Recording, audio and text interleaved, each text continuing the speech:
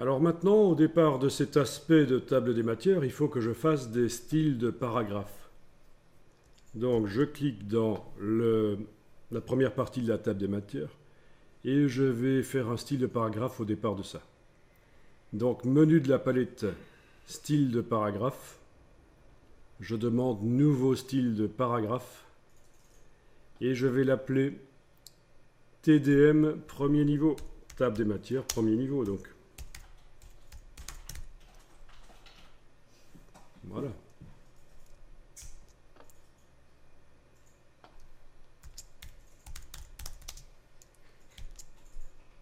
Ok.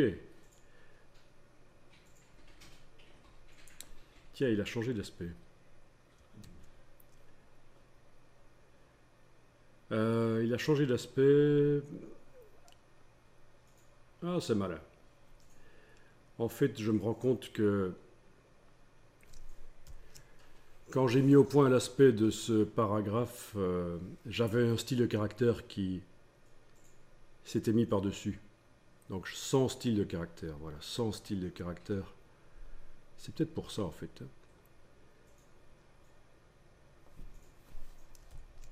Donc je clique dedans, je vais faire un nouveau style de paragraphe. TDM premier niveau. Ok. Ok, là ça marche. Oui, j'avais un style de caractère qui était appliqué sur mon premier paragraphe. Voilà, mais donc dans la palette style de caractère, avant de faire le style de paragraphe, vous indiquez sans style de caractère.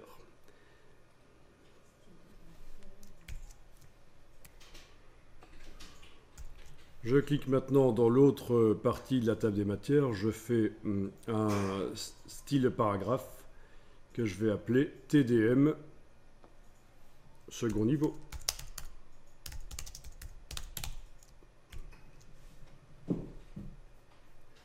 Voilà.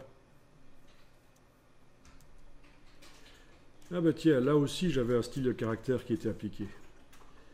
Ah, donc j'annule la création du style, j'enlève le style de caractère et puis je vais faire mon style de paragraphe.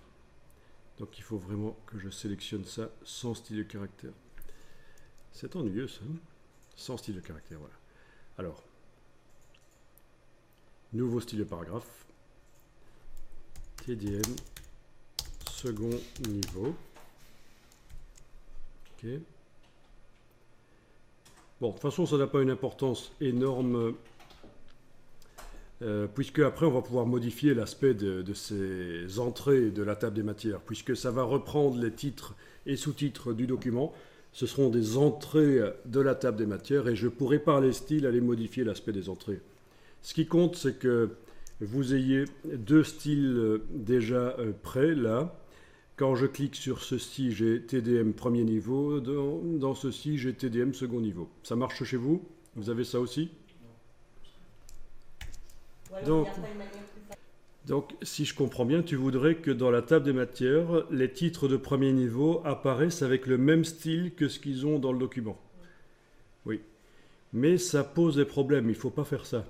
Parce que parfois, et même c'est plutôt souvent, sur les titres, on met des options d'enchaînement. C'est-à-dire, on les force à commencer en début de page. Autrement dit, ta table des matières, elle ne va pas fonctionner, elle va... Donc à la limite, alors il vaut mieux appliquer les mêmes. Personnellement, ça me semblerait bizarre une table des matières qui montrerait les entrées avec le même style que ça, en fait. Je pense qu'une table des matières, ça doit être différent de l'aspect qu'ont les titres dans le document, en fait. Voire même, ça pourrait être du texte tout simple, comme ça. Mais donc, en tout cas, voilà, moi je vous conseille de procéder comme ceci, créer des styles spécialement pour la table des matières. C'est ce qu'on a fait ici, donc on a TDM premier niveau et TDM second niveau. Ok, je clique à côté. Je prends TDM second niveau, je le fais passer sous TDM premier niveau dans la palette des styles de paragraphe en ayant cliqué auparavant à côté, je vous rappelle. Donc c'est juste parce que ça me paraît plus logique que second niveau soit en dessous de premier niveau.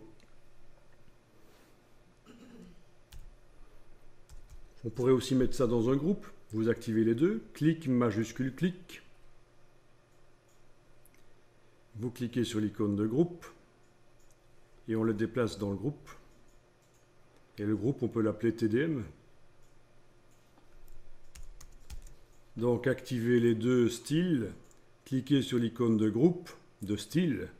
Et déplacez les styles dans le groupe. Et en double-cliquant sur le nom du groupe, le renommer TDM. Et vous avez donc... parce qu'on commence quand même à avoir pas mal de styles dans ce document. Donc là, c'est clair que ceux qui sont là-dedans concernent uniquement la table des matières. Ce n'est pas des styles que je vais utiliser dans le document. Voilà, alors le bloc là, d'abord je vais enregistrer le document. Voilà, j'enregistre le document en changeant le nom. Je l'enregistre une seconde fois en changeant de nom, comme ça je suis certain que je ne vais pas perdre la version 23 par erreur, en faisant un CTRL S par exemple. Donc la version 23 est figée, là elle est préservée. Je suis à la version 24.